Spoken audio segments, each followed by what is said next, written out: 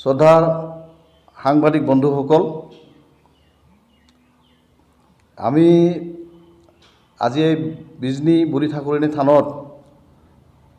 আমি কেৰলৰ যি শান্তি আলোচনা, কেৰল আৰু ভাৰত চৰকাৰৰ মাজত যি শান্তি আলোচনা, সেই শান্তি আলোচনাত হঠাৎ স্থবিৰতা অহাৰ কাৰণে আমি আজি অতি দুখ পাইছোঁ। তাৰ পৰিপ্ৰেক্ষিততে আজি আমি এই সাংবাদিক মেল মাতি এই কথাটো আপোনালোকৰ জৰিয়তে চৰকাৰক, ৰাজ্য চৰকাৰ আৰু কেন্দ্ৰীয় চৰকাৰক আমি বাৰ্তা দিব বিচাৰিছোঁ যে অতি সোনকালে কেৰল আৰু ভাৰত চৰকাৰৰ মাজত দ্বিপাক্ষিক শান্তি চুক্তি অনুষ্ঠিত হ'ব লাগে আৰু কোচ কমতাৰ যি দীৰ্ঘদিনীয়া দাবী, এই দাবীটোৰ এটা আকু সমাধান সূত্ৰ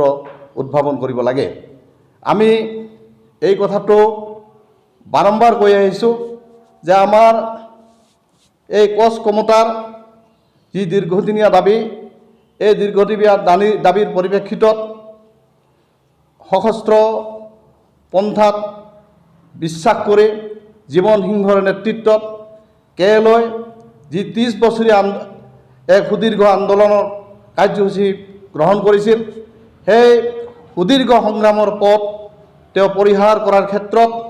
অসমৰ মাননীয় মুখ্যমন্ত্ৰী ডক্টৰ হিমন্ত বিশ্ব শৰ্মাদেৱে যোৱা 1 ডিচেম্বৰ তাৰিখে এক টুইটযোগে আহ্বান জনাইছিল যে কেৰল আৰু ভাৰত চৰকাৰৰ মাজত যদি শান্তি চুক্তি হ'বলৈ গৈ আছে, তাৰ কাৰণে তেওঁ সন্তোষ প্ৰকাশ কৰিছে, তাক তেওঁ আদৰণি জনাইছে। আৰু সেই পৰিপ্ৰেক্ষিততে আপোনালোকক আমি এটা কথা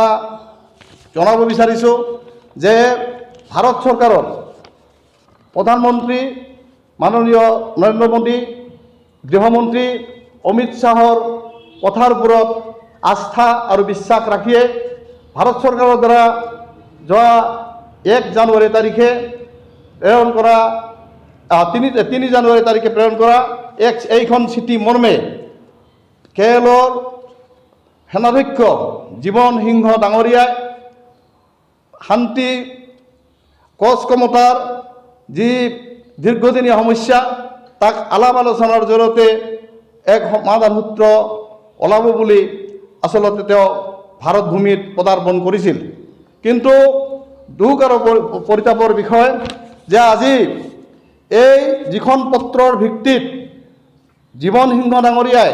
যোৱা 17 জানুৱাৰী তাৰিখে ভাৰত ভূমিত পদাৰ্পণ কৰিলে, তাত পদাৰ্পণ কৰাৰ পিছত কিন্তু আজি গোটেই বিষয়টোক কিবা এটা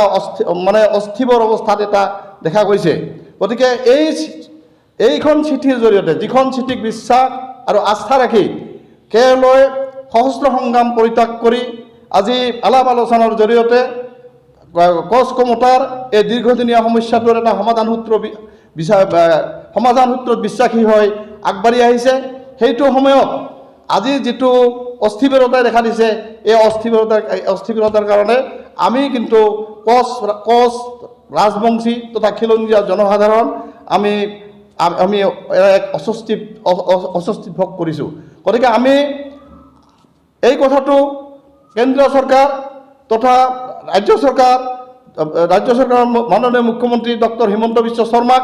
আমি অনুৰোধ জনাব বিচাৰিছোঁ। তেওঁ যিহেতু সেই সময়ত এটা বিশেষ উদ্যোগ লৈছিল আৰু আজি জীৱন সিংহ ডাঙৰীয়া অসমত আহি আজি থকাৰ মুহূৰ্তত তেখেতে এই উদ্যোগটোৰ পৰা তেওঁ আজি আঁতৰি থকাৰ কাৰণে আমি দুখ পাইছোঁ। আৰু আমি ভাবোঁ যে কোচ কমতাৰ এক শান্তিপূৰ্ণ, এক বাস্তৱসন্মত এক সমাধান সূত্ৰ উদ্ভাৱনৰ কাৰণে তেওঁ যাতে এক পদক্ষেপ লৈ কেন্দ্ৰীয় চৰকাৰৰ লগত অতি সোনকালে কেৰল আৰু ভাৰত চৰকাৰৰ মাজত দ্বিপাক্ষিক আলোচনা অনুষ্ঠিত কৰি দি ইয়াৰ এটা সমাধান সূত্ৰ উলিওৱাত সহায় কৰে। আমি এই কথাটো ক'ব বিচাৰিছোঁ যে যদি আজি ভাৰত চৰকাৰৰ এই পত্ৰখনক আস্থা আৰু বিশ্বাসত ৰাখি কেৰলক আজি ভাৰত ভূমিত লৈ অহাৰ পিছত আজি যদি তেওঁলোকক প্ৰতাৰণা কৰা হয়, তেতিয়াহ'লে এই প্ৰতাৰণাৰ ফলশ্ৰুতিত কোচ ৰাজবংশী জনসাধাৰণে কিন্তু আগন্তুক নিৰ্বাচনত ভাৰত তথা কেন্দ্ৰীয় বিজেপি নেতৃত্বাধীন চৰকাৰক কিন্তু আগন্তুক নিৰ্বাচনত ইয়াৰ যোগ্য প্ৰত্যুত্তৰ দিব। গতিকে আমি আশা আৰু বিশ্বাস ৰাখিম যে যি সময়ত আমি কোচ ৰাজবংশীসকলে আজি বিজেপি নেতৃত্বাধীন চৰকাৰখনৰ প্ৰতি আস্থা আৰু বিশ্বাস ৰাখিছোঁ। সেই সময়ত তেওঁলোকে যাতে আমাৰ আস্থা আৰু বিশ্বাসক লৈ তেওঁলোকে হেতালি নেখেলে, আমাৰ জীৱন সিংহৰ লগত অতি সোনকালে